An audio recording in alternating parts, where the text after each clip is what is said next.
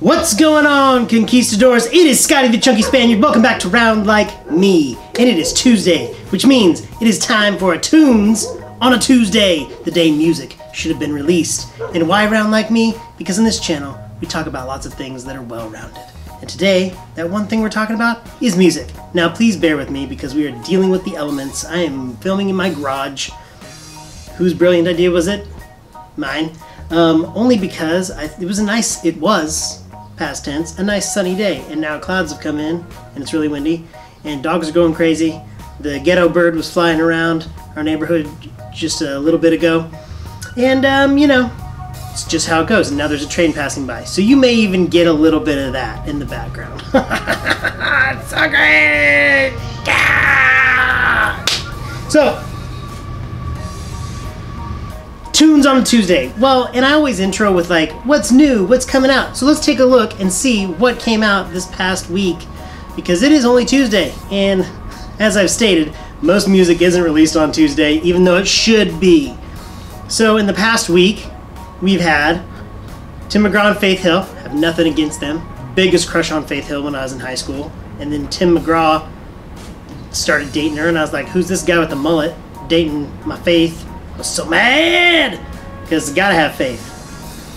And Chase Rice, Sia has a Christmas album. I'm sure that that's lovely with lots of interpretive dancing.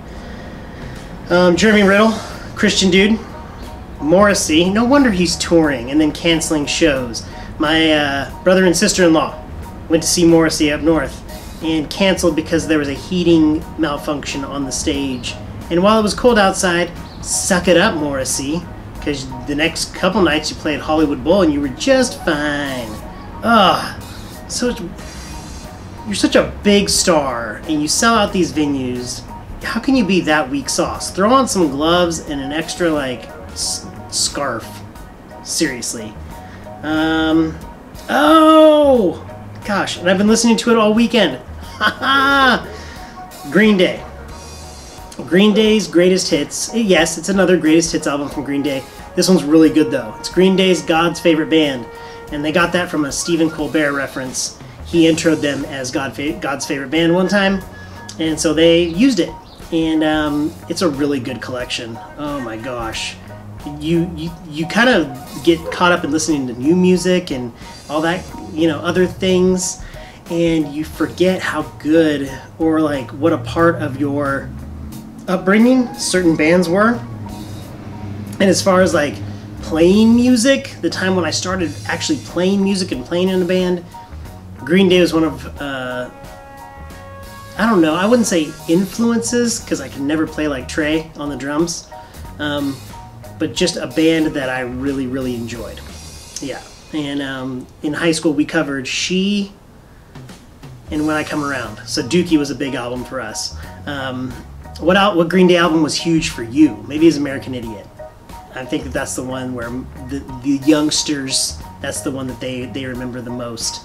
Probably not Uno Dos, Trey, but I like that collection personally. But American Idiot was a good one. But if you haven't gotten it yet, Green Day's God's Favorite Band is their greatest hits, their second greatest hits compilation, 22 tracks. And it has a song with Miranda Lambert on it, which is actually really good. And I thought it was a cover.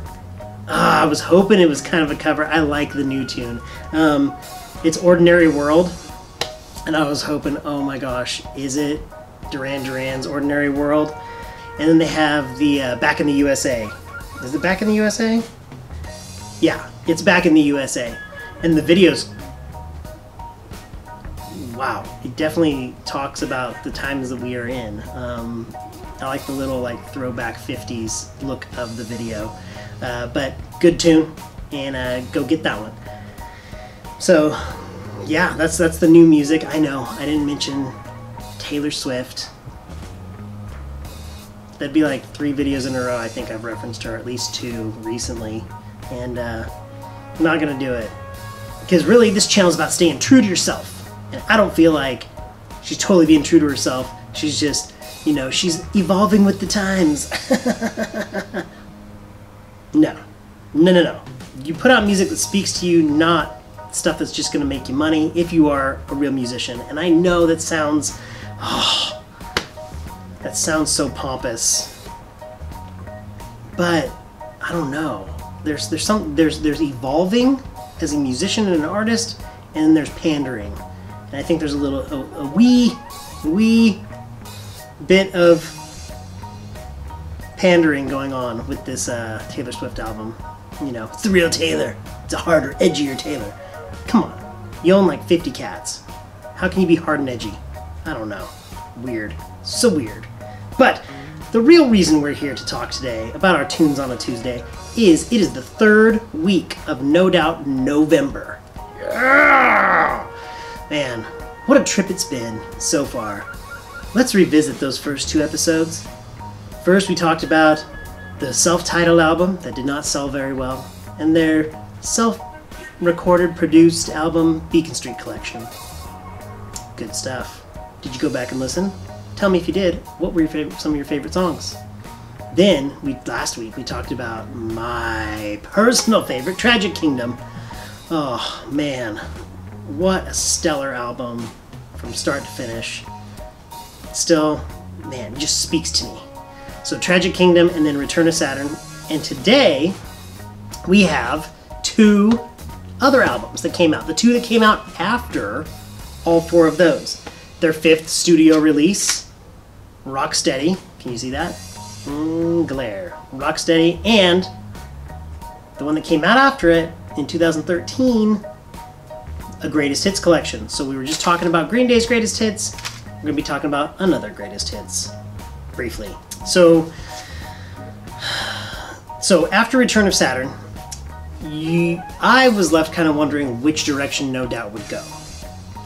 And I wasn't quite sure because, as I said in the previous Tunes on a Tuesday, at the time, I didn't like Return of Saturn. I thought they were selling out. I was super critical. And I was like, I just want me some good No Doubt back. Give me that rock. Give me that ska. And that punk rock attitude of Gwen. Just give me all of that. And then they came out with Rocksteady. And there was a lot of hype behind Rocksteady. And here it is. Now, I like Rocksteady for lots of reasons. It was different for them. It was very different. And now there's sirens behind. Man, what's going on with our neighborhood? Dang. Back to Rocksteady. Now, reasons I like Rocksteady. One, I'm a texture kind of guy. So like certain things I don't want to eat because of texture, like applesauce, don't like texture. Those little wooden spoons that came with those ice creams you got in elementary school, and they were those little flat little mini tongue depressors. Oh, just thinking of that on my tongue just makes me cringe. Chills up the spine. The insert for this album has kind of like this raised texture to some of the letters, the ones in red, and it's on this kind of like rougher paper, and I liked that instantly. When I went and bought the album, I was like, ooh, texture. I like the texture of this sleeve. And that's the one thing I think kids are missing is you could read up and see who played on what song, the instrumentation, who produced the track, who sang backup vocals, you know, were there any extra guitarists, what horn players were on there. And I used to study that all the time. Now we just like wiki it and do all those other kind of things, but there was like actual research that went into it. And you can see on the inside of the cover, they have the ND, the gold ND for No Doubt, which is actually kind of leaning towards Gwen's solo career. We didn't know it at the time, but it was kind of leaning towards where Gwen was heading with her solo career. But the big hype behind Rocksteady was that they recorded in Jamaica. And I remember all these behind the scenes specials of them in Jamaica and the hype behind that, and this was going to be a different album. And funny enough, they recorded this album in like 4 different places. They recorded it in LA, San Francisco, London, and Jamaica. So this being their 5th album, it turned out to be really good.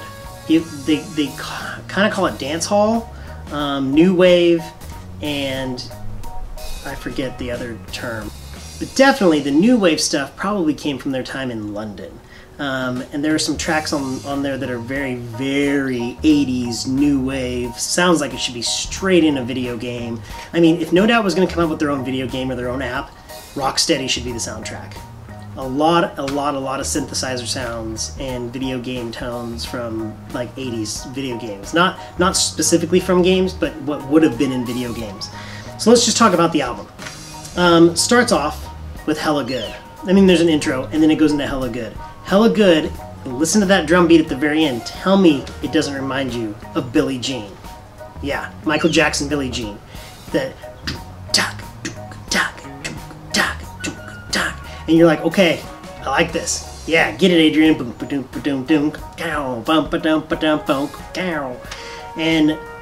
the boys in the band are killing it. Hella Good.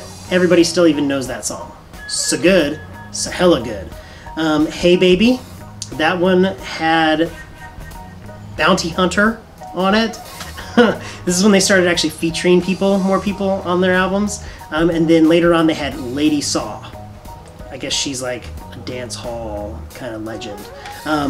But went Hella Good, Hey Baby, like 2 tracks right back to back, like top hits. After Hella Good and Hey Baby was Making Out. I think it's kind of a lame song, to be honest. Hypercritical Scotty of one of his favorite bands, I know. I just think it's kind of lame about singing about making out. At this point for them, they were like in their mid to edging towards late 20s, and I don't know, making out, really?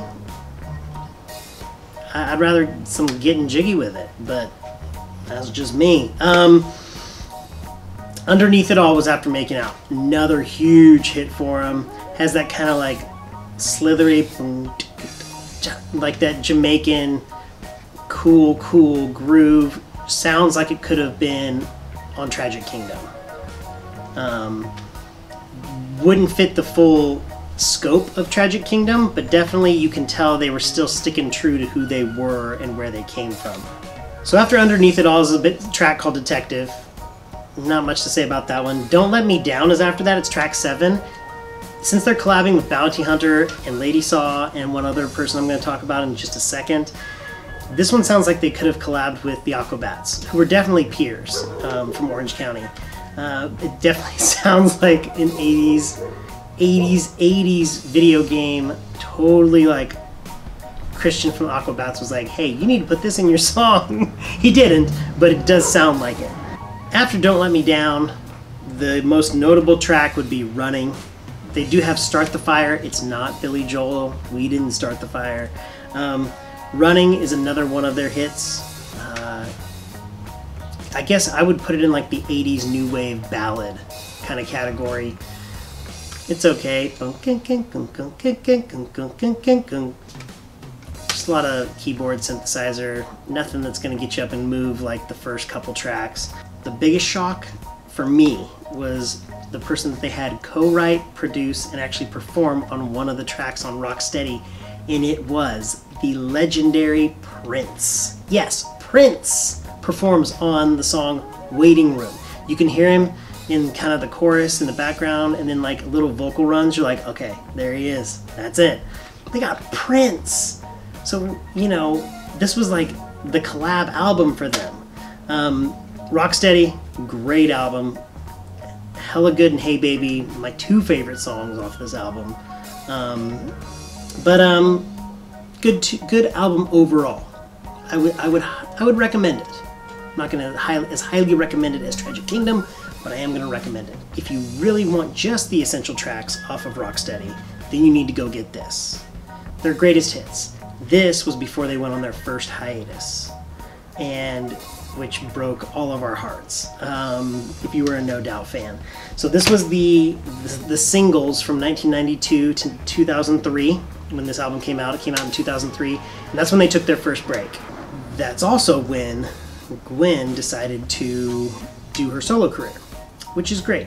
Everybody needs to branch out every once in a while, and you get sick of each other in a band, and you gotta try new ideas, especially if people aren't vibing, and I don't know everything. They've never fully disclosed why they took a break, but you see that a lot more nowadays. People branching out, giving some space rather than saying we're done forever, and giving me some space. I'm gonna create my own stuff for a little while. It may fail, it may work out, who knows.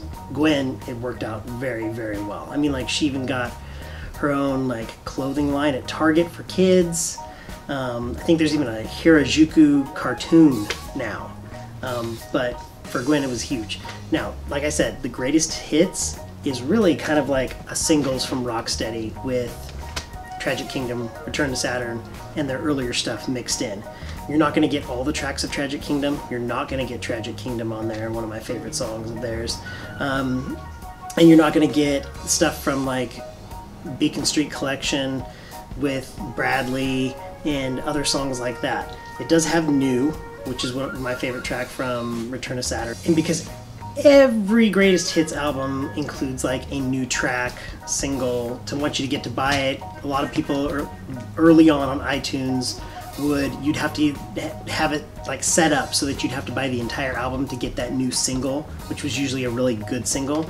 No Doubt chose to do a cover of Talk Talk's It's My Life. And so you may remember that song by No Doubt, It's My Life. It's actually a cover tune. But good album.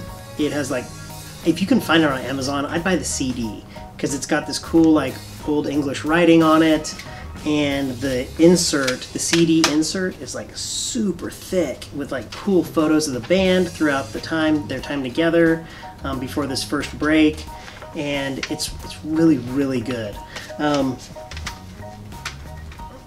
So if you're a big fan of Tragic Kingdom and Return to Saturn, go buy those CDs. But if you want the highlights of Rocksteady, you won't get Waiting Room. That's the one thing you won't get on this greatest hits is Waiting Room, the track that Prince co-wrote, produced, and performed on. But you will get basically the greatest hits of Rocksteady on this album right here. So that is it for the Tunes on a Tuesday. We talked about No Doubt's Rocksteady. We talked about their greatest hits up until then, and before they went on their first break and Gwen did her first solo project. So that's it. Wrapping up this Tunes on a Tuesday. Rocksteady, really rock solid album by No Doubt. Departure from their sound a little bit, stayed true to their roots, but produced some really, really good tracks. If you want to dance, this is the album that you want to get. And if you want the highlights of this album, plus some of the other major hits from No Doubt, go get the greatest hits from 1992 to 2003. So remember, conquistadors, as the sun starts to shine right into the camera and lighting gets real bad, to be a better person tomorrow than you were... No. Remember to be a better person tomorrow than you were today, because there is always room for improvement.